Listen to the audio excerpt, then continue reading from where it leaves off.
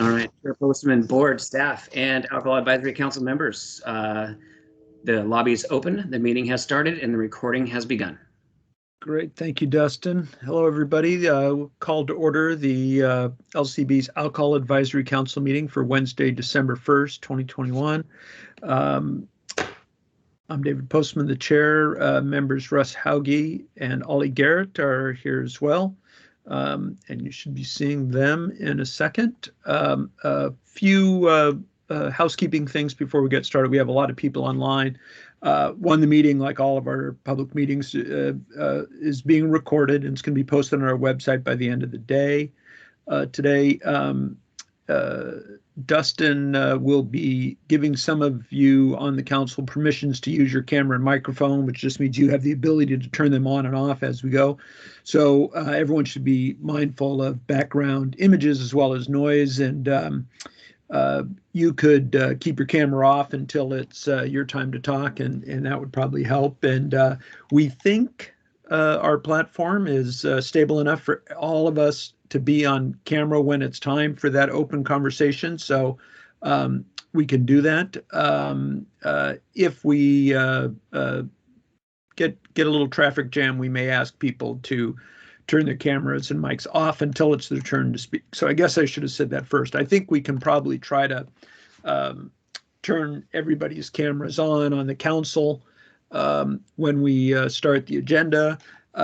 If you saw the agenda, and I hope you all did, we got a lot of things to cover. We got staff standing by to give us some briefings start, and then we have a opportunity, of course, for the AAC members to talk about their legislative plans and priorities. And then I'm hoping we have some time toward the end of the meeting to talk about what we all think we should be doing in the future with the AAC, and how we want to try to keep using this forum. So with that little housekeeping out of the way, we will start with an alcohol rule projects and status update with Kathy Hoffman, the Policy and Rules Manager, and Robert Despain, our fairly new Policy and Rules Coordinator on the alcohol side. And I will turn it over to you, Kathy. All right, thank you very much, Chair Postman, and good afternoon, everyone. Robert and I will provide a brief update on the agency rulemaking on the alcohol side of the House. Want to introduce Robert to everyone today. As some of you may be aware, Audrey Basic, our other Policy and Rules Coordinator for alcohol, left for parental leave in October. And so Robert joined us in September so that there could be seamless delivery of services to the agency and to all of you in our rule making and policy making efforts on the alcohol side. So just briefly, I'll talk about two of the projects that moved forward since the last time we met, and those were implementation of 2020 legislation. So that was engrossed second substitute Senate Bill 5549 regarding distilleries. That particular project was completed in May of this year, and rules went into effect on June 12th of this year. And then the other project that moved forward since the last time we met was distillery reporting and payment rules. Those were adopted by the board on June of 2021 and went into effect on July. And that particular project was to align with the court decision in the Blue Spirits case. Also, before I pass it over to Robert for an update on current rulemaking projects, just wanted to thank everyone for your participation in listen and learn sessions that we've offered on the alcohol rulemaking. They've been very successful from our perspective. Attendance increases with every listen and learn session, and we're hearing good things at board meetings. We're happy with the results and hope that you are as well. And then I think for us on the horizon, really, for the coming year, of course, there's always legislative implementation that happens, so we're always in the queue for that. But I think we're going to be moving into some rule cleanup in the coming year. We've accumulated quite a list of requests from people. We see that there's areas of rule that need to be aligned amended, so on and so forth. And so I think that's a project that we'll be taking on a little bit later in the year next year. So with that, I will hand it over to Mr. Despain to provide you with a rules update on our 2 current rules in progress. Thank you, Kathy. As she said, my name is Robert Despain, Policy and Rules Coordinator with the LCB. We're currently just working on 2 larger rule projects. The first is nearing its end, House Bill 1480 related to COVID-19 alcohol allowances. If approved by the board, the CR 103 package will be filed on December 8th, and the effective date of the rules will be 31 days later, so January 8th, 2022. There have been no substantive changes to the rules from the CR 102 package to the current package that upon approval will be filed. And I think that has a lot to do in part with the listen and learn sessions that Kathy mentioned. I think both of them had attendance of well over 55 people. And there's a lot of stakeholder input from that. And the rules project team really did utilize that and tried to work on the rules from there. So we've had no substantive changes since the CR 102.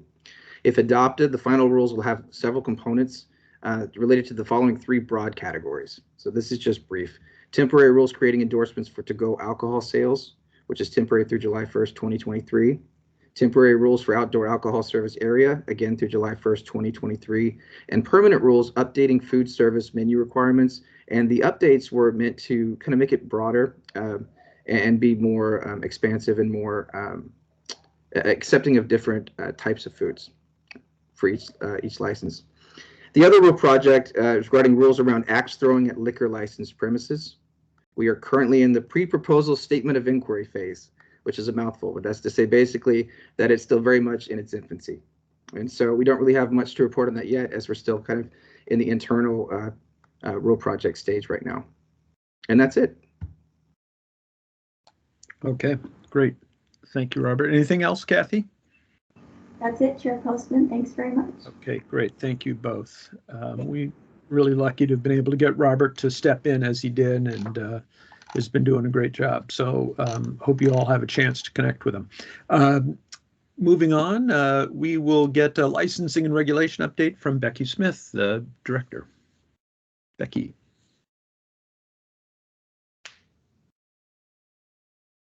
So good afternoon. I always have a hard time unmuting myself. Don't know why. Oh, we all do. Yep. It's a new thing. Yeah. Go ahead. So good afternoon, Chair Postman, board members. Again, I'm Becky Smith. I'm the Director of Licensing and Regulations. That a couple of things. I was going to see if Dustin, are you going to bring up my slides for me, please? There we go. Next slide. Yeah, I was just waiting for your intro. Oh, sorry. Next slide. No problem. Here we go. So as the state reopens, we're seeing application numbers rebounding. That's a good thing for all of our licensees. We've received, though, a decrease in applications when the pandemic hit in 2020.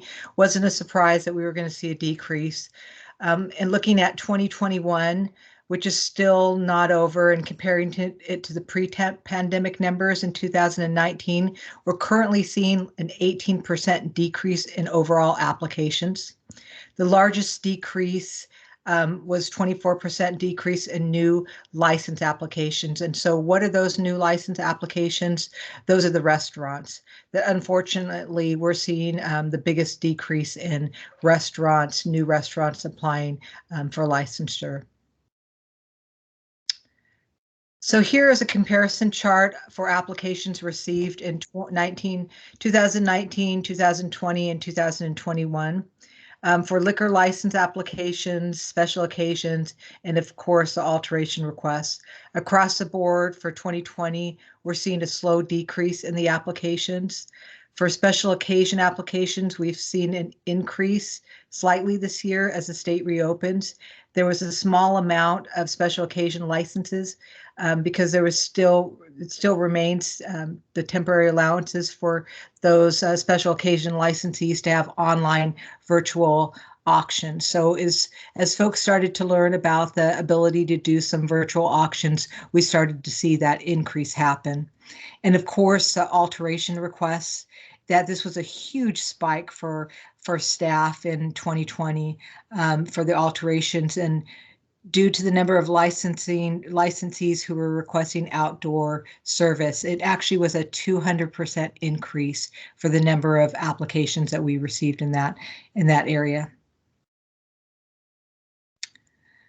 So something that continues to be important for our, for our investigators is our timeframes. That we want to make sure that even though we're working remotely, we're still able to respond to our licensees and to our applicants. That here, of course, you see the liquor application, special occasions, and alteration requests. For liquor applications in 2020, processing times have improved. The increased processing times for 2020, of course, was due to, or the increase was due to allowing licensees to have a hold on processing their application. And that was because there was so much uncertainty happening. And so we wanted to make sure that we gave the applicants more time to process their application. And of course, there's also been delays for construction and permitting as well. So again, we've seen that time increase. For special occasions, of course, we saw a slight improvement for 2020, and this was due to the limited number of applications that we were receiving. Less applications were able to process more quickly. And then alteration requests, significant reduction in processing time. And I want to let folks know that was because we moved staff from different parts of the division and licensing to a part of the process that we needed to make sure that as applications were coming in for alterations, for folks to have outdoor seating, we were able to respond quickly. What we didn't want to do was hold up our licensees from being able to do any type of outdoor service.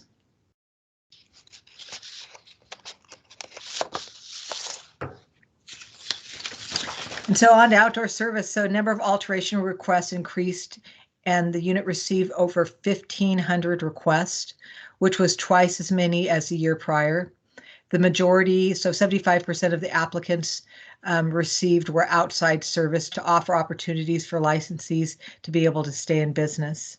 Our division continues to work with local jurisdictions to provide flexibility for outdoor service areas. It hasn't stopped with the requests coming in for outdoor service, that we continue to work with the cities, continue to work with our licensees to figure out what is the best way to help everyone to be able to serve their customers. So I know that we heard Robert talk a little bit about 1480, but I wanted to make sure that I just extended the information a bit more. And of course, it extended the privileges for liquor licensees in response to the impact of the pandemic.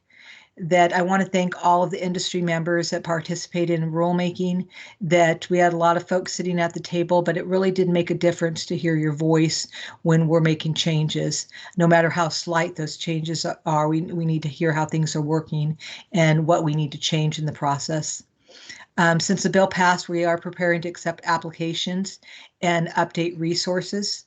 Again, we have 3 new endorsements that were created for licensees free of charge, and they're valid through July of 2023. The endorsements, again, include curbside takeout, cocktails and wine to go, growlers, and curbside delivery. This has increased flexibility in rules, and Robert mentioned the food service requirement. It went from 8 complete meals to 4 complete meals, and outdoor service. So it went from requiring outdoor service to be contiguous to not, you no longer have to have that contiguous to your building, that you could actually be, as long as you're on the same parcel, that you're able to open your outdoor service. And as long as you're serving the same food inside that you would serve outside, they don't have to be right next to the building. I also wanted to mention that licensees will need to apply for one of these endorsements if they want to continue using the allowance of delivering curbside. So we're prepared to start taking applications on December 2nd, even though you heard that the rules aren't going to be quite in place. We've done this with other endorsements, and so we will start accepting applications on December 2nd. We also want you to know that there's going to be additional information for on our website. The website's going to go live tomorrow. So if folks have questions on, what do I need to apply for, that questions on, that who can I reach out to, what I want you to know is feel free to reach out to our customer service, go to our website. We're here to help you. As many of you know, Beth Lehman is fantastic. Her staff have all been trained. All of our licensing staff have been trained, and we have begun to, and we've also trained some of our enforcement staff, and we'll continue to train our staff throughout the agency. So thank you. And I think that's it for me for updates. Great. Thank you, Becky. Good work. Chandra Brady, the Director of Enforcement and Education. Hello. Hello. Thank you, Chair Postman. How are you today? All good here. Good. Thanks for having me. I have some info to share with you. So I'm always willing to share whatever information you guys are interested in hearing. So I came in prepared with some data to share, but if you're ever interested in hearing anything else or want to meet offline to talk about some of this, just let me know. First up, liquor compliance checks, just how things have been going. We restarted these at the end of May, once we were able to do so safely for both industry members, the public, and staff. And so as you can see, our compliance rates have been between 75% and 81% since we restarted, with the last checks in October having a 79% compliance rate. As you know, we've also started doing some delivery compliance checks, lower numbers of those. So the compliance rate has a lot more variable in it, and it's not as reliable, as accurate, just because you can see we've done 4, 19, and 16 as we work through good processes and procedures to make sure that we have our systems in place too. And so you can see that those compliance rates have been a lot lower. Just to give you some real numbers on that, I pulled some just prior to the meeting, so I don't have a slide on it. But out of 39 compliance checks, we had 22 sales. And so, because there's been some talk about this, in 18 of those situations, we didn't even ask for ID. The driver did not even ask for ID. So as you can imagine, we have better odds of knowing that somebody's under 21 if we check their ID. So lots of training needs there, likely. And then also I got some questions about that. Only 2 of those sales involved third-party delivery drivers. So I pulled that down just before the meeting, just to give you an update on how compliance checks are going. Thank you, Dustin. Just giving you some general numbers about getting out in the field and being back in licensee establishments. We've had over 2,100 premise checks for the liquor industry. Obviously, we're not hitting the goal of seeing 100% of you every 2 years because we've all been impacted by COVID, right? But we are getting back out there and having contact with you guys and doing a lot of education so that we can be helpful. Speaking of education, our educational contacts are staying about 600, sometimes closer to 7, some closer to 5, but you can see that we're really making an effort to get out and chat with people. A lot of this, as you can see in the higher and earlier in the year, has really just been talking to people so that they understand the COVID regulations and rules as they apply to each of the licensees, and so we can really help people be in compliance, because that's what our goal is. When we start looking at complaints, this is once we pull out the numbers of COVID complaints, because there are a lot more of those. These are the ones related to other public safety issues, other complaints that come from the public that are not related to COVID. So you can see that those have ranged August 36, September 68, and then October 58.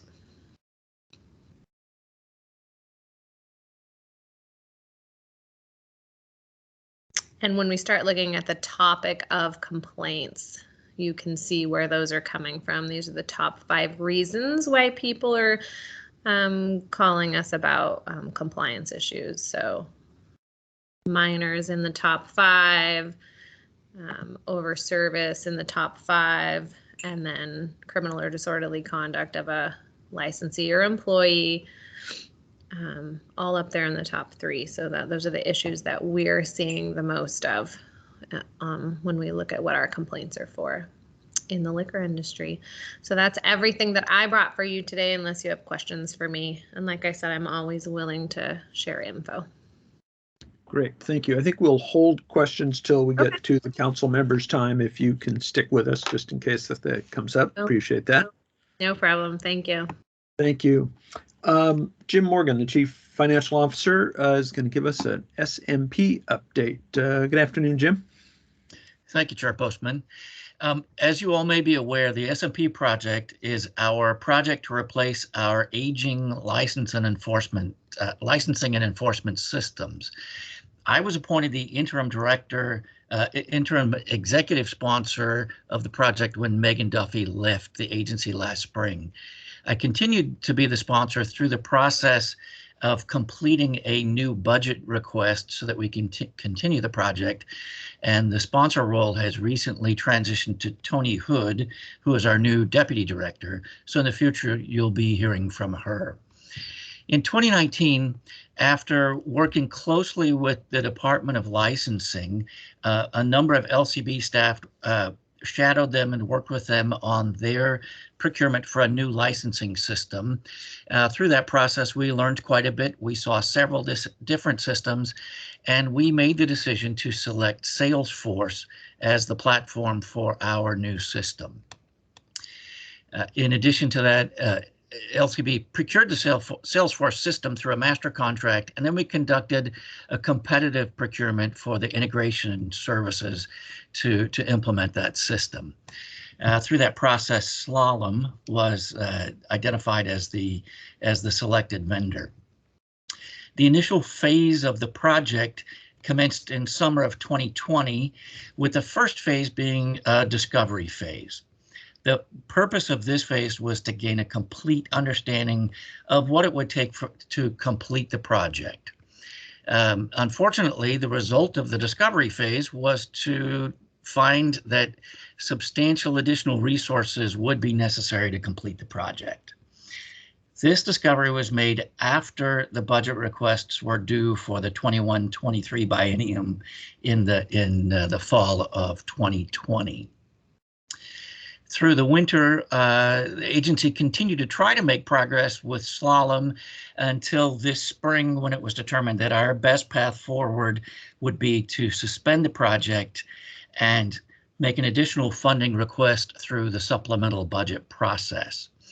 So through the summer, that's what we focused all of our attention on, dedicated our resources to gathering the best information possible for that decision package.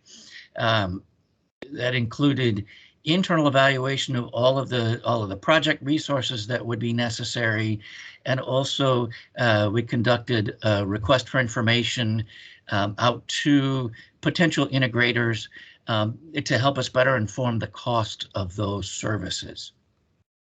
The result of that was a decision package that was submitted in September. That's the funding of that decision package will determine whether we are able to restart the project next year. Our first indication of whether we'll be moving forward will be if we are included in the governor's supplemental budget in December. Now, we won't know until the budget is released, but we are hopeful. An early positive sign is that the Office of the Chief Information Officer ranked our project very high and recommended to OFM that it be funded. So we're keeping our fingers crossed there. The next steps after that would be through the legislative budget process and finally a final budget. So we'll have a ways to go to get the final word on that. But we are laying the groundwork now to be able to move forward as quickly as possible after we start to get confirmation of funding. We are preparing an RFP for integrator services that we plan to release shortly after we find out if we are in the governor's budget, so that procurement process will run while the session is in progress and while the final budget is worked out. And our plan is to be prepared to restart the project with a new vendor on board as soon as possible after we get confirmation of final funding. This first phase will focus on licensing functions with enforcement to follow in the next biennium. So that is what I have for you today. Great, thank you for the update, appreciate that. And we all have our fingers crossed for that supplemental budget. We are ahead of schedule, which is great to see. We're going to leave lots of times for council members. Next up is Chris Thompson, Director of Legislative Relations. Chris. Good afternoon, Mr. Chairman and AAC members. Good to see you all. I'll be quite brief. LCB has developed a couple of potential agency request legislative proposals. They are pending at this point before OFM and the governor's office and under review, but they both relate to cannabis. So I don't need to take your time with those. I'll just let you know the topics are marijuana testing lab standards, and that's a joint request we would like to pursue with Department of Agriculture. And then in terms of the agency's regulatory authority in relation to cannabis, it turns out that state statutes in Washington and elsewhere and at the national level generally are only aware of and recognizing Delta-9 THC as the component that defines what's marijuana, and thus, subject to those laws and rules. And turns out there's intoxicating products out there that don't have any Delta-9 THC in them. And so that's a really big concern for our state and for our agency. So we're pursuing legislation that would address authority in that area. But that's not a concern for this audience, I'm sure. This is a good occasion to say, I hope most or all of you know, but to remind everyone that we're available to you if you're interested in hearing any feedback or getting any input from us on your legislative proposals and your agenda. We do get those requests. We're happy to provide that service, in advance of session or whenever to give you a read. Does your proposal, look like it might involve a fiscal note, or is it, implementable the way you've structured it? And, we can provide that kind of technical assistance or feedback for you if you like. So that's available. We're available to provide that service if you're interested.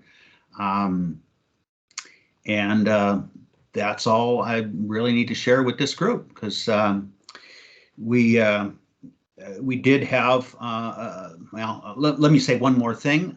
The agency request legislation that's already come up from last cycle, 1480, is being implemented, as you know. And one of the pieces of work in implementing that legislation is we've issued an RFP for a contractor to do the study required under that bill. We have selected a contractor. That work has begun a little ahead of schedule, and we're meeting regularly with the contractor. We'll see a preliminary study plan at the end of this month, if not sooner. And we'll be working with the contractor on, among other things, helping them figure out how to connect with stakeholders in our state, which is a part of that study. So we've already started working on that, and thought that might be of interest. We want to make sure that a good diverse range of licensees are given the opportunity to have some detailed conversation with the consultants about the impact of this legislation for them and as they understand it for the industry and the economy. So I'll stop there. Just one more time say to everybody, if you've got legislative proposals you're working on and you think it might be helpful to get some feedback from us, just let us know. We have a meeting this Friday of our legislative team, and there are a couple of things that have come to us from stakeholders already that we're being asked to look at and provide some feedback on, and we're happy to do that. So that's all I got. Thank you, Mr. Chairman. Yep. Thank you, Chris. I'm glad you mentioned that study, and I'll just reinforce that. I think it's obviously very important for everyone to be engaged. We have interest from obviously licensees, public health, local governments, and just encourage everybody to engage in that in whatever way possible. I'm going to audible here if I can, and if Rick is ready. And Rick, why don't we do your director's update now? Then we can use the rest of our time to hear from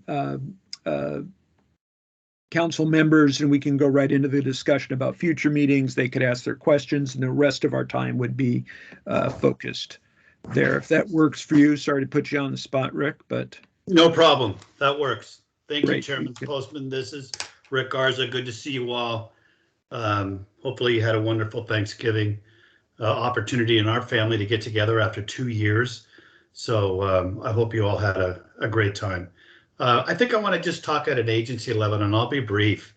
And because I am interested in knowing at the close, if you've seen any lack of, service gaps in the service we provide, whether that's licensing, enforcement, finance. But let's just start with the governor's mandate of October 18th. As you all know, all site employees needed to be fully vaccinated. And I'll just walk very quickly through that process. Several employees were able, as you know, to seek medical or religious exemptions. And then the next piece of that process is to determine whether we could accommodate them or not. As you know, in our enforcement division, many of them work out with the public every day. And so while they might have an exemption, we were not able to accommodate them if in fact their work is with the public and they're not fully vaccinated.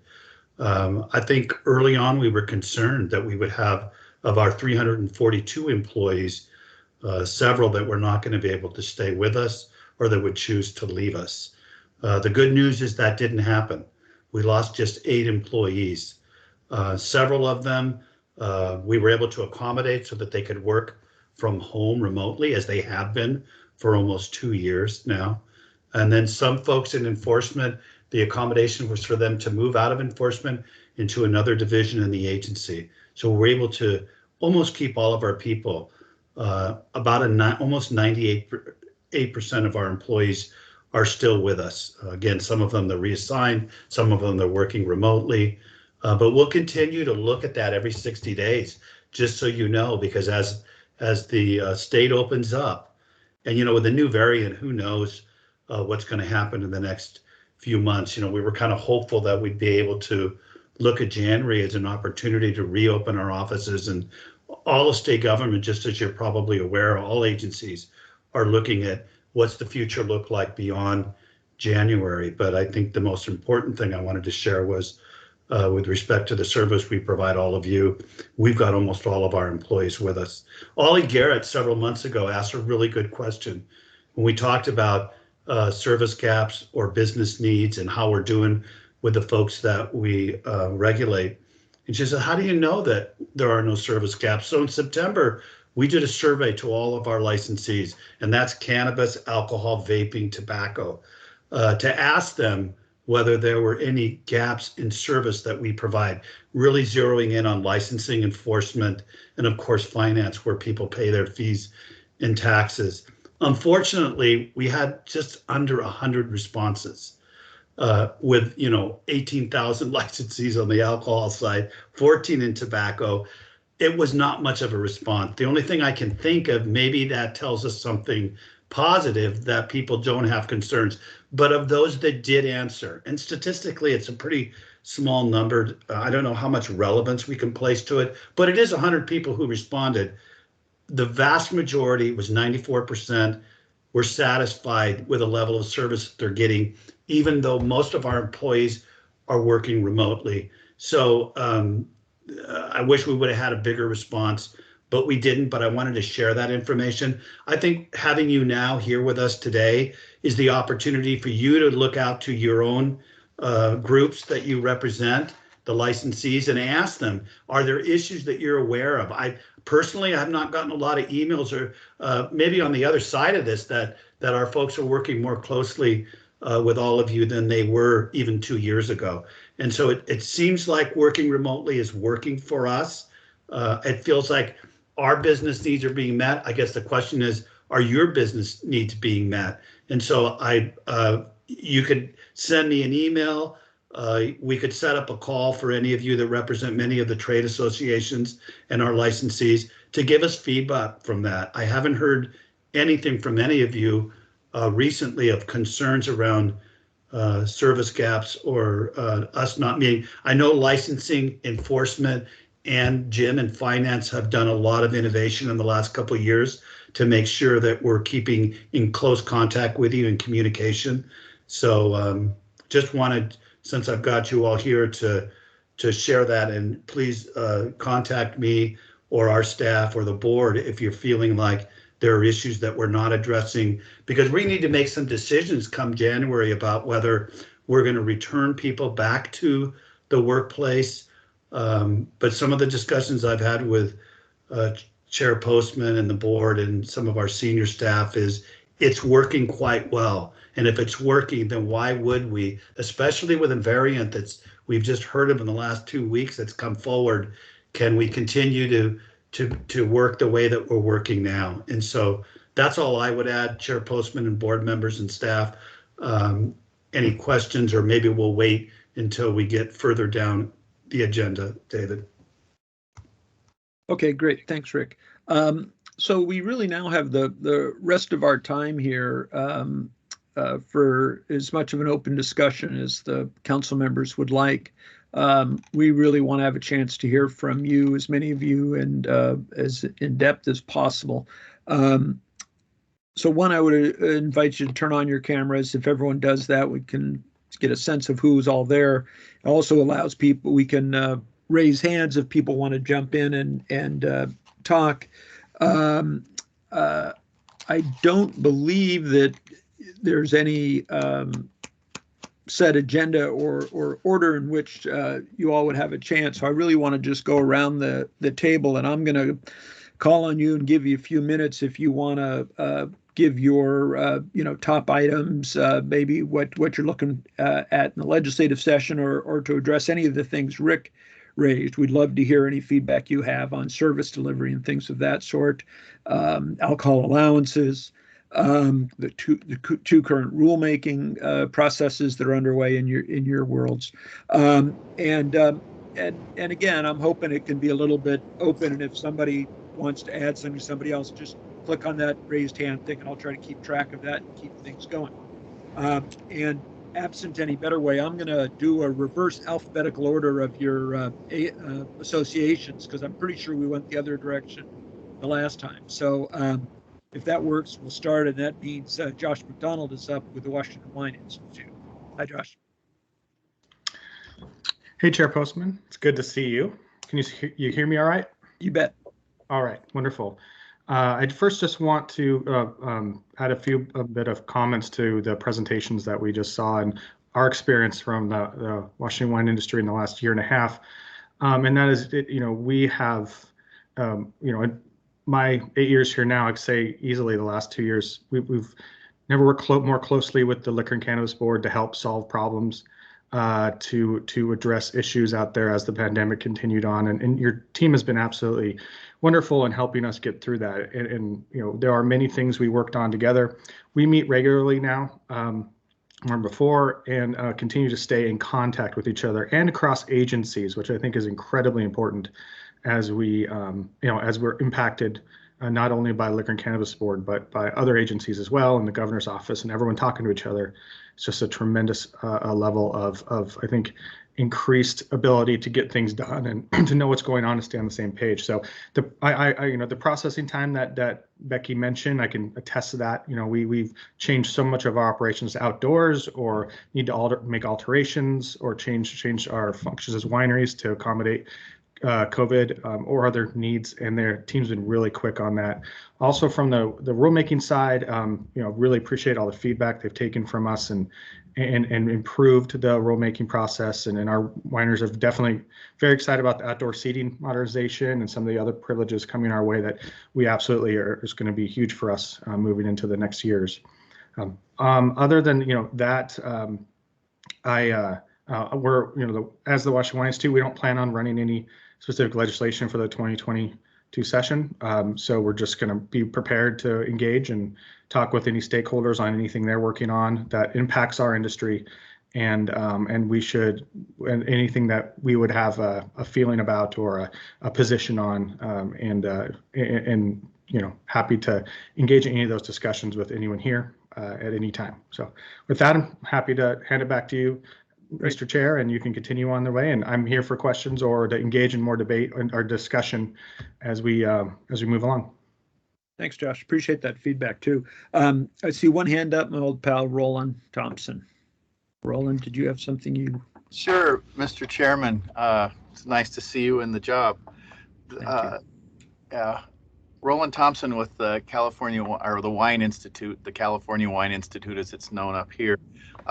Katie Jacoy is retiring and will be leaving at the end of the month, the Wine Institute. She's being replaced by Sally Jefferson, who's coming over from the Great Lakes region. You might see her on the screen.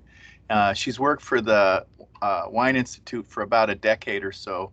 And before that, she was with the Entertainment Software Association, where Annie McGrath was her lobbyist, I guess, in Washington State. So she's not an unknown quantity around here.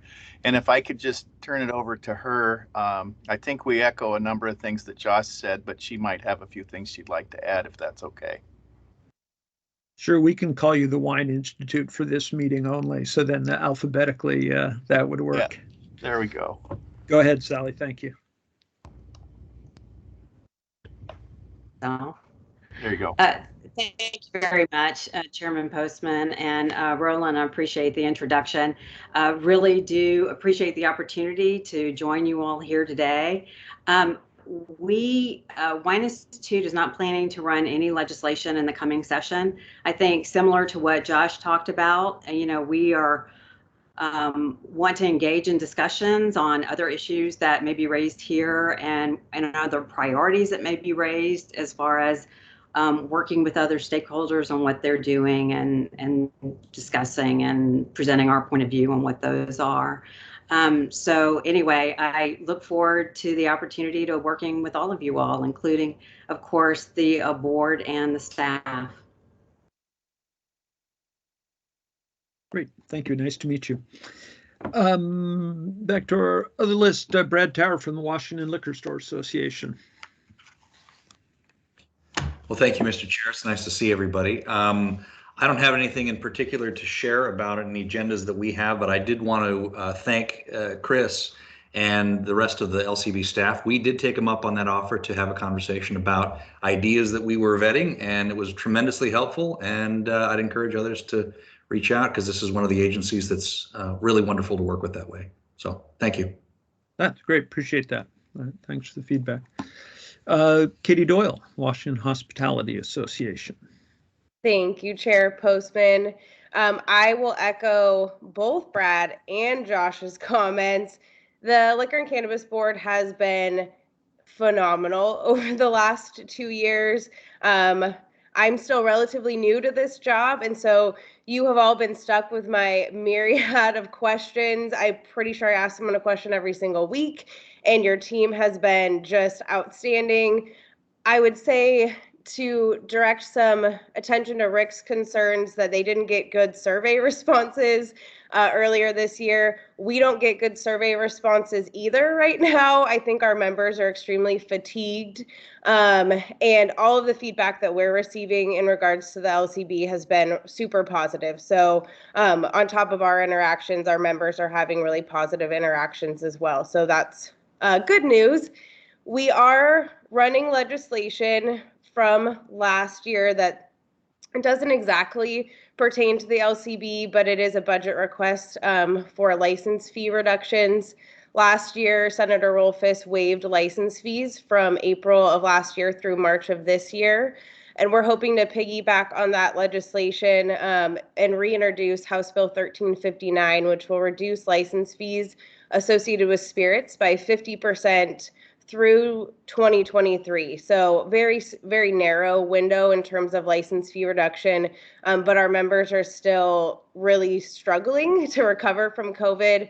Most of our operators are still sitting on massive piles of debt. Right now, we're seeing about $160,000 in debt per location, and so any relief that can be provided to the industry is substantial right now. And so that's one of the ways that we are exploring. That bill did pass the House with flying colors last year, so it sits in House rules, and we'll be trying to push it through the Senate in this upcoming session. The other thing that I think is most concerning to us are those compliance numbers that Director Brady shared. It's a concern that we've been having, and I think it's heightened right now. I am in close conversations with the enforcement team because we do understand that it's not just third-party delivery as we originally had, I guess not hoped, but thought that it was, and understand that it's our actual operators and their employees that aren't doing ID checks. And so we're trying to figure out how we can help. But on the third-party front, we're having discussions with several third-party platforms on what they are doing for best practices when it comes to delivering beer and wine for our operators. And we're trying to figure out if there needs to be a legislative address to these type of issues. Do we need to look at making sure that gig workers have the proper training? So do they need to go through the responsible vendor program? Do they need mask permits? And then are there other ways that may be easier to address the issue? So I'll be continually talking to your policy team about it, talking to Chris, and keeping our third-party platform partners in the loop as well, so that we're coming up with a really collaborative approach to something that I think is going to be a long-term issue that we need a solution for. Great, good, thank you. I'm glad you're focusing on that. You know, we hear concerns, particularly in the delivery realm, from prevention and public health, and I think especially around these conversations we're all having about allowances, there's just a lot of focus. And we've had one, at least one that I'm aware of since I got here, proposal from a company to try to expand delivery services using a yet to be invented technology. So we didn't move forward with it, but it is out there churning. And so I think those numbers are really important, and clearly we keep a careful look on them. So thanks for putting some light on those things. And let us know, and I'm sure you do, keep in touch with our enforcement team about it, what we could do collaboratively. Rick, I see you have your hand raised. Yeah, thank you, Chair Postman. Katie, I just wanted to share, if you weren't aware, that Oregon has put a work group together with the industry to just zero in on the whole issue of delivery and the allowances that were provided. And we've even got some of our staff that are going to be able to attend to hear those discussions. And just so you're aware, because you know their neighbors so close to us, that they've got a work group that they've formed. I don't think they're going to start until January or February, or maybe a little bit later, but they're going to be looking at the impacts, and that would be helpful for us, right, to have that information too. So I just wanted to share that with the group and with you, Katie. Thanks. Thank you, Rick. That's really helpful. And I know that I think it's Rose from the Internet Association. She probably doesn't intersect with any of you very often, but she does have all of these third-party platforms under her umbrella. And so she's part of those discussions in Oregon, and she's promised to keep us in the loop. And I might try and find a way to weasel my way into that stakeholder group as well, as I've built some relationships with the Oregon Liquor Board. So we'll see what I can do. Yeah, if you need any help, let us know, because I don't think that'd be a problem. Thank you. That's great. Okay, thank you. Kat Holm, Washington Food Industry Association. Good afternoon. Catherine Holm, Washington Food Industry Associations. And so we represent the independent grocers, convenience stores, and their suppliers. And I know Brad is going to be very sad to hear that we are not going to be running the small stores bill this year. It is something that I think long term my members are still very interested in and want to do, but my members are also very tired. There's been a lot of masks mandates, and we've had significant shoplifting and violence at our stores this year. And so, to be very frank, expanding alcohol right now is hard to think about when we're still in the middle of COVID. And so I do think that hopefully within the next year or two, we will come back with hopefully a solution that works for Brad and his members and everybody else. But we are not going to be moving forward with that. And I also just wanted to, excuse me, wave the little flag on the third-party deliveries as well. That is something that we are interested in at this point, since I do know that our members do tend to use a lot of the third-party deliveries as well. And so we want to make sure that it doesn't always pop back on the licensee when it's the gig worker who may have failed the compliance check.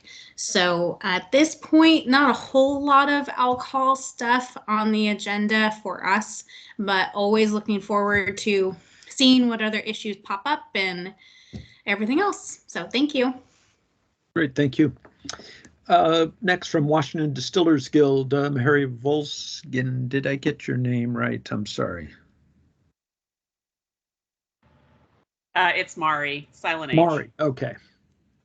Yeah, my parents challenged me for life. There you go. I always tell people my mother's name was Anne Brown, and she wanted to have her daughter have an interesting name. And so my son now, conversely, is named Joe Lamb because, you know, I don't want him to bear the same fit burden. Just a little update on how the distillers are doing in the state. I'd say it's a mixed bag. We share some of the WHA concerns. We're seeing a lot of small distilleries struggle. I think the recovery has been uneven for a lot of people. And I was talking to one decent sized producer in the state, and he said he is at 50% of pre-COVID numbers now for the year. I did a brief survey about 20 distilleries and just said, where are you? You don't have to commit. I won't say who said it. But generally, we're hearing people are between 50 and 70% of where they were pre-COVID. So it's obviously still a struggle for the small guys. It's no secret that the big brands did well during COVID, but the little guys maybe have not done as well as the big guys. We're not pursuing any legislation at this point. We're a little overwhelmed as well, staying in business for most folks. So we won't be doing anything this session. I know there are distillers who are looking at RTD legislation overall, looking at taxation in that category and access in that category. But we are not pursuing it as a group overall. One thing we would be interested in, and I know that our lobbyist has already had some conversations with WHA, is around licensing fees moving forward, especially for next year, given the struggle that folks are having right now. I think it wouldn't be out of line to see them have another year's break on licensing fees so that they can at least manage some of the expense side. That's it on kind of where we are overall. Great. Thank you, Mark. Appreciate that. Annie McGrath, Washington Brewers Guild. Hello. You're muted.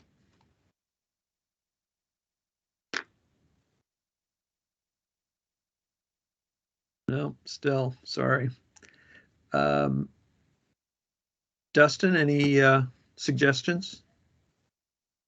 We can come back to you in a second, Annie. Why don't we do that? Scott Hazelgrove, I know I just saw you there from Washington Beer and Wine Wholesalers. Thanks, Chairman Postman. Scott Hazelgrove for Beer and Wine Distributors. We are also not going to be pursuing legislation in 2022, thankfully. I know that we have had some discussions of late from some folks concerned about supply.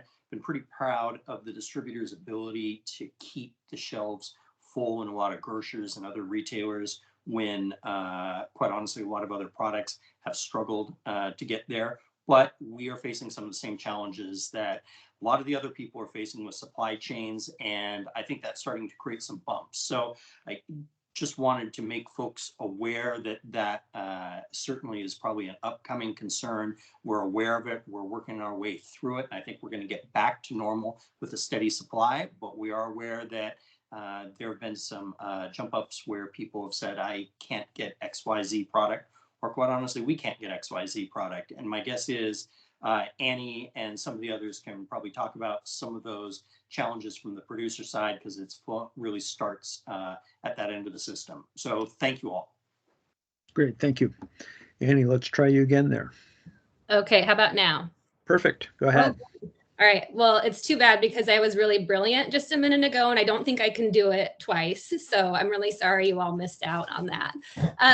Hi, Annie McGrath with the Washington Brewers Guild. We're the state's trade association that represents Washington's small and independent craft breweries. I'll give you a little bit of a state of the industry, and I also really like this reverse order because I can say what Josh said and what Katie said. You guys have been amazing to work with. We are so pleased with the relationship with the agency. We've always worked really well with your folks, but over the last year plus, that relationship has only gotten stronger. We just appreciate all the flexibility and patience and really compassion that you guys have shown our operators, because it's been a very difficult haul for everyone. Prior to 2020, 70% of all Washington produced beer was served in the form of draft. And so that was either out of our own tap rooms, bars and restaurants, entertainment venues, and the like, all the places that were essentially closed for much of 2020 or restricted. So we saw that while beer sales went up about 1% over 2019, for the year 2020, Washington Brewers saw over a 20% drop in sales at that time. So it hit us really hard. We're really appreciative of all the temporary COVID allowances, and we have been leaning on those hard to heal up, as well as the grants and other legislative fixes that were provided in 2020. We're not planning on running any liquor legislation or anything other this coming session. We are looking at ESOPs to potentially talk with the agency if there might be something we can do in rulemaking. I don't know, for those who might not be familiar, an ESOP is an employee stock ownership plan that would give workers ownership interest in the company through stock shares.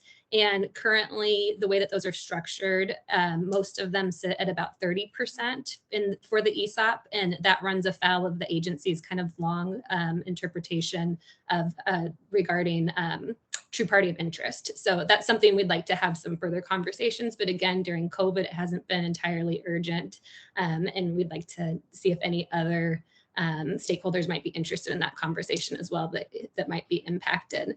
As Scott alluded to, we are facing a lot of supply chain issues, especially with aluminum. There's a shortage, and recently the Ball Corporation announced changes to their minimum orders, which really hits craft breweries hard. You have to order 2 million cans at a time, and you have to be able to warehouse them. So that's going to put an even bigger hiccup in what was already a supply chain crunch, as people tried to shift to packaging beer so that they could sell it places other than in draft. And then we're also dealing with some labor shortages, as everybody in the hospitality industry is as well. But we have learned, and what we've known to be true about our brewery owners is they're incredibly scrappy and they're not going to quit and they're still making it happen. So we appreciate just everything that you guys have done to keep us in it. Great, thank you. Board member Hauge had a comment. Well, yeah, and I'm not muted. Good. There you are. Annie, has there been any impediment from us to the craft brewers getting together on warehouse space or anything like that to deal with this aluminum can thing? I know that's a really big deal to a lot of smaller operations? Yeah, that's a good question. This latest one has been really recent. The Ball Corporation announcement was just last week, and we're just starting to try to get our hands around just how many Washington breweries have been impacted by it. But I appreciate that question, and I'll be sure to follow up if we learn that there's any sort of regulatory impediment. Well, and there's another avenue as well. You're talking earlier about just employee stock ownership, things like that, and true parties of interest. We're facing a lot of the same issues, maybe in a more advanced way on the cannabis side, in terms of the ultimate questions we're going to have to answer about ownership. There may be some parallels there in terms of the general discussion, particularly about increasing employee ownership, that we could cross-pollinate. That would be fantastic to learn more about. I'm pretty new to this issue. I know we had one member that had been exploring this and kind of reached a dead end with it. And so we wanted to learn a little bit more and figure out if there might be some solutions within the agency rather than having to run a bill. Thank you. In fact, we had one rulemaking petition related to this on a larger scale, but it would have, in fact, impacted ESOP as well. And Kathy or Robert can get in touch with you and give you all the background on why we ruled in that case not to move forward with rulemaking to allow that. And it is related to TPI. So, but it's a really interesting issue. And I think, just as one board member, I think employee stock ownership is something we should be looking at, and if there's a way to do it that doesn't run afoul of true party of interest, then we should try to find that alleyway and do it. So we'll make sure. Or maybe re-examine true party of interest a little. That's okay. Sure, yeah. So it could run a little afoul, but it is. We are definitely open to looking at some of these things that have been in place a long time and may need to. Reflect today's world in whatever way, whether that's, through development of science, which is more on the cannabis side than you all, or, the economy or anything else. So we're open to looking at that. But I think the first step would be to get you briefed up on what we did look at and why we turned down that petition and what might be possible. So we'll do that and look at it. So thank you. I'm in learning mode. The first step was learning what ESOP stood for, and so that's where I started. Sure. And I had to learn what TPI was. So Josh McDonald, go ahead. Thank you, Mr. Chair. I just wanted to real quick just chime in and add on to what both Scott and Annie mentioned. I meant to mention as well and failed to my first time speaking.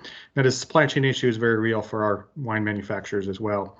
Not specifically anything that LCB can directly do, but we are engaging with the broader business community, with the legislature, with the ports, and anyone else in our freight mobility and everything else to find out where can we find solutions to this, because we are having severe challenges from glass to corks to everything else, and getting those in time. And with wine, oftentimes you run into real capacity issues.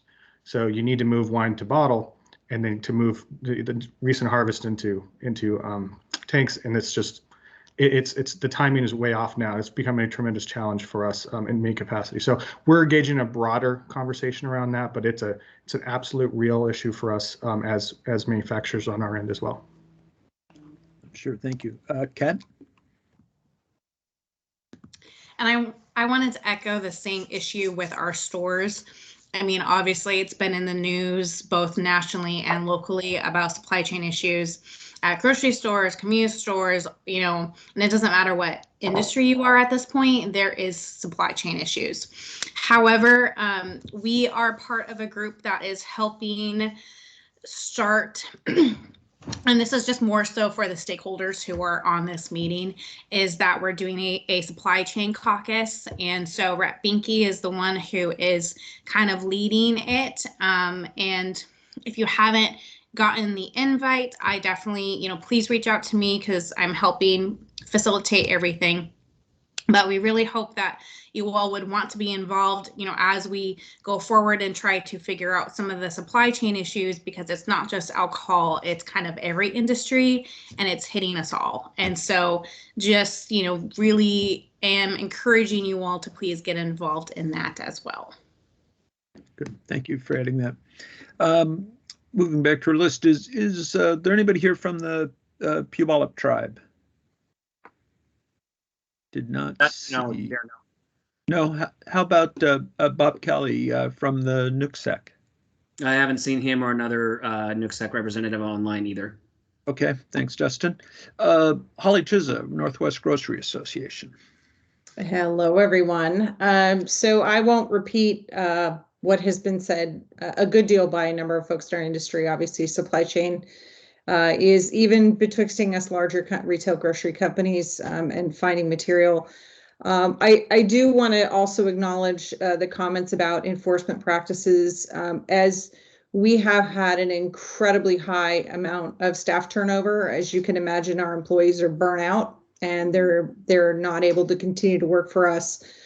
So as much turnover as we've had a lot of training. We'll continue to retrain. And I know that there have been some concerns as compliance checks have ramped back up again. We're actually appreciative of that information and knowing what's going on so that we can keep retraining. It's hard to find folks that are willing to go through what they're being asked to do in our stores right now and stay employed with us. So a lot of training is going on, and we'll keep doing that. And just as the communication comes from the board, if you're seeing things that are concerning to you, please let us know, and we can get that back out to the stores. Being part of the responsible vendor program really helps with that, to make sure that we're on a schedule and keeping a record of all of that. So that's we will not be running a liquor bill this session. We are simply head down trying to get through the pandemic and getting everyone to wear their masks and get vaccinated. So we will lay low this year and deal with recycling and supply chain issues instead. So good. Thank you. Thank you. Sandra England, Korean American Grocers Association. Hi, Chair. I didn't see Sandra join us today. Okay, I was just looking down the list. First and goal. I know Ed Goins is here. Ed? Oh, I should say he was.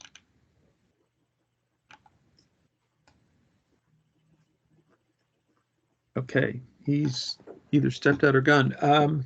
Paul Beveridge, Family Wineries of Washington State. Hi, Paul. Thank you. Welcome. Yeah, we are still working on a number of the issues and definitely appreciate the responsiveness we've had from the liquor board. We were struggling, our small wineries were struggling before COVID. And so it's only made it worse. And we've had just a number of folks just turn in the towel. And so we're looking forward to working with Chris and your finance people to develop some numbers on that so we can talk to the legislature. We have our tax bill that's in there, and we're going to pursue it again. We've done 3 versions of this tax bill. This is to get rid of the sin tax on wine. We figure if we want to encourage craft beverage industry, we shouldn't go out of the box and put a tax on it that has to be paid whether you make money or not, and really hurts folks at the beginning of the process. So the 3 versions we've done, we did it so it just applied to the small wineries. We did a version that we got challenged because the California folks said it violated interstate commerce because they weren't included, and the big wineries didn't like it because they weren't included. But of course, it made for a small fiscal note. So then we expanded it to California, but the big wineries was tepid at best. So we're still wondering how to get this done, but it really has to happen. The breweries, the distilleries, the cideries all get a little bit of a tax relief. And one idea we have is to expand it to other parts of the business. So get the breweries more relief. Distilleries really don't get much relief at all. So they really should as well. Their tax rates are incredibly high. And so that's one thing we're looking at and reaching out to folks, and we'll be reaching out to Chris on this as well. We have all the issues of the big guys and a lot less flexibility. Specialty glass is very hard to come by right now. One easy thing to do would be to allow us to have more than one warehouse. The limiting us to just one warehouse license, that is tough. And because almost anything is considering a warehouse if you store wine in it, even somebody's garage has to get, you use up one license on a garage in the west side, and then you can't have a warehouse on the east side. And the last thing we'll put a pitch in before, especially if you guys are upgrading the computer system, is licensing reform. Most of the folks on this call already have their licenses, so it's not really a priority. But I guess I see more of it from my law practice side, where I'm helping folks try to get into the industry and get their licenses. And it's just way too complicated. There are way too many licenses involved. And that's one of the reasons it's so hard to get the computer system to work. There's just too many options there. And so it'd be great to clean that up and simplify that, focus more on public safety before you try to clean up the computer system. Just a thought. But again, we really appreciate all the help we've had from you guys, and we look forward to really making the case to the legislature that these little guys need some help if we really want to have a vibrant industry in this state. Great. Thanks, Paul. Paul, by the way, I've been meaning to you sent me a link to the fermentation blog, Tom Work's fermentation blog, and I ended up getting very lost in there and read a lot of things that he wrote for years and years, including a very interesting thread about legalization of cannabis going to threaten the wine industry. And it was really fascinating. So thanks for, and I'd also just, anybody else has anything that you read that helps you know what's going on in your industry, send me a link. I want to see what you all are seeing and try to keep this education going. But yeah, he does a good job, Paul. He's quite a character. Yeah, he's got some opinions. Well, and if he could get some backing, he would do a retailer shipment bill here in Washington. That's what he's been looking to do. But the problem is all the small retailers are so broke, they can't get any money together for him. They've all gone out of business already, pretty much. Yeah. So he's got a campaign going there, I see. But yeah, I appreciate the heads up on it. So thanks. Adam Smith from the Distilled Spirits Council of the U.S. You with us? Hey, Chair. I didn't see Adam Smith join us or Ted Yee. No. I don't see Adam Smith. I don't see Ted Yee. We talked to Sally. And Jeff Gomboski. I saw you, but then are you here from the Beer Institute? I think I saw you ring off. He was on earlier. Okay. Andrew McNeely, Association of Washington Spirit and Wine Distributors. Hi. Hello. Thank you, Chair. And I'll echo what everyone else has said about working with the LCB, particularly in the COVID time. Our members have been very pleased with how responsive and helpful in getting clarification on a number of issues as things were changing so quickly. So we just want to express our appreciation to you about that. We are experiencing a lot of the same supply chain issues and working through those as well. And the challenge is always to make sure that we have the product that CAT's members and Katie's members are looking for and able to deliver that. So we'd be very interested in participating in that group, CAT, that you're putting together.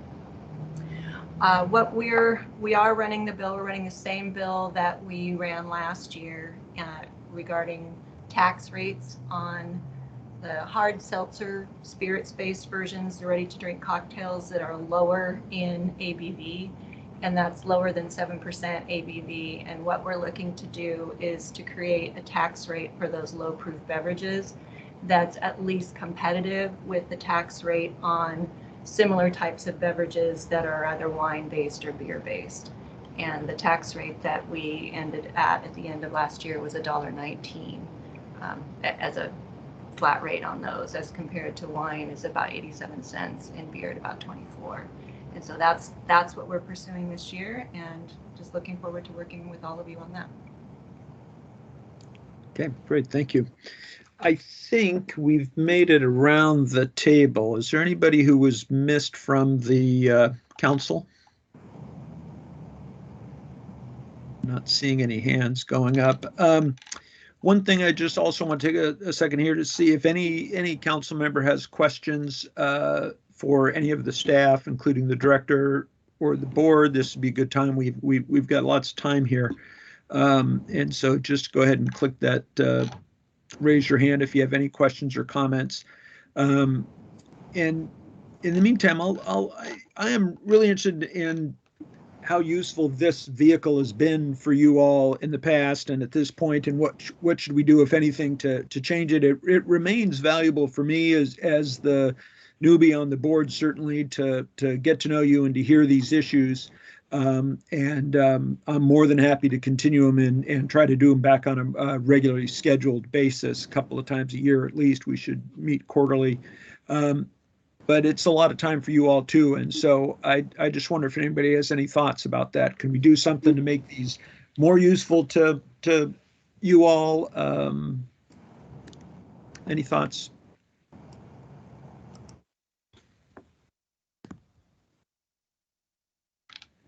Got home, go ahead.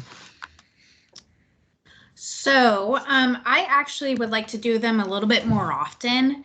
So I don't know if it's like quarterly or more than once a year, just because I feel like, especially right now, it's right before Christmas, everybody's getting ready for session, but I feel like there's a lot more like rule making things that we could possibly bring up versus just legislatively, because I feel like there's a lot of issues and we kind of cram it all in 2 hours once a year. It's not quite enough for the amount of issues that we all see throughout the year. Yeah, okay, good. I'm happy to try to do more of that. The other thing I would say is, in the meantime, in between, you all should feel free to reach out to me or any of the other board members. We don't know as much as the staff, and so we may not be able to answer the technical questions, but if there's things you want to put on our radar that we should know about, or problems you're seeing, don't hesitate. We're all very accessible in that way, and I would think we could fill an agenda quarterly. Maybe not for 2 hours, but we if we did it more frequently, maybe we could also focus on a particular issue if there is one that's pressing for everybody.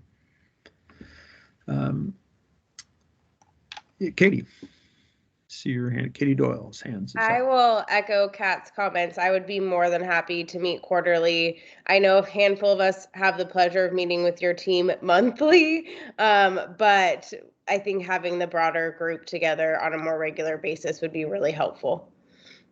Okay, good. Well, that's 2 votes for quarterly. So, Andrea. I'm adding a 3rd vote for quarterly as Okay. well. We find this very helpful. We appreciate it. Anybody opposed to quarterly meetings? Okay, hearing none. I think we may try that and see. And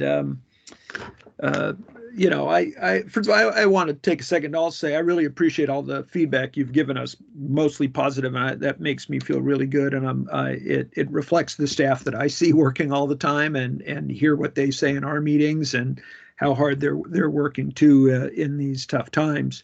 And so that's heartening. But we also, believe we can always find ways to work better and more open. And so just, keep sending us whatever feedback you have. I think, I can tell you, I started mid-March, and cannabis is overwhelming what we do every day. That's just the way it is. Maybe this is what it was like, 5-6 years after prohibition of alcohol ended. I don't know, because I wasn't here. I think Rick was director, but I wasn't here. And but it's such a new industry. It's so new, and there's a lot of growth, but there's also some tensions and things of that sort. And so it's a very different world that exists on that side, and we're trying to keep up with the the botanists out there are the hardest working people right now, and they're coming up with things that we have to educate ourselves about. And we've got some, as Chris was saying, some agency request legislation that we're hoping to get the legislature to work on that side. But I don't want that to overshadow, your industry's day-to-day struggles, particularly right now. And so we have worked on some of these things like the allowances and others to try to do that. I see Rick has got his hand up, probably to tell me he wasn't really here when prohibition ended. Rick. No, in fact, it's amazing because you make a good point. It's the difference of regulating an industry for 90 years versus 9. Yeah. And it does take up a lot of time. So I just, only to add that I think the quarterly meeting is a great idea, and we could work with the group to find out the agenda matters, whether you just want to, like one of those first quarterly meetings, just address policy or rules, because embedded in much of the discussion from you all, there are issues that I can see that we could work on. So thank you, Chair Post. Yeah, thank you, Rick. Director Brady.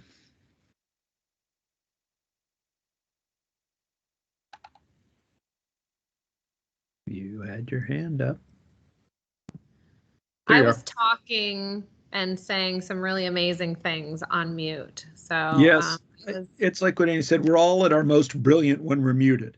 Yes, I was taking a card from Annie's hand. But anyway, I was just going to ask generally, because this is called an advisory council, is there a body of work that typically this group does, or is that something we want to consider for the future? Or is this a forum in which we get together and kind of present information to and discuss current issues and then? Well, that's a good question. And actually, Board Member Hauge had some thoughts about that the other day in our caucus related to a tribal advisory council and, who's advising who and how it works. And so it all predates me. And I don't know if anybody wants to give some history on that, but my understanding is it really is, it is information sharing primarily. And I'm hoping it's both ways as much as possible as it was today. Rick, did you have a thought Well, on that? it takes us all the way back to remember when the board was full time. Yeah. And Merritt Long and one of our governors wanted to reduce that and did that by rule to 60%. Merritt Long then decided he was concerned because the industry had raised issues about whether that would reduce access to the board. And so Merritt Long created the Alcohol Advisory Group and Council to provide that opportunity for this discussion. And so and then in the last few years before we got into the pandemic, we didn't meet very often. It was just like right before session, just to hear the legislative proposals. But I think it's evolving, right? Just as it has, and it probably needs to change. But just so you know, the whole idea here was to make sure you had access to the board members and staff. And I think we did it every 6 months when it first started, but that's why it was here. And I think it's open to the membership and to the board to figure out how it evolves to something more meaningful for the time we have now. Yeah, thanks. Holly? Yeah, and I think it has been utilized in different ways. Rick used the word evolving, and I think that's accurate. There have been times when it is simply a clearinghouse for what we all are working on. And then there have been times when we've been at each other on a bill and it's a place for safe disagreement and trying to hammer out policy.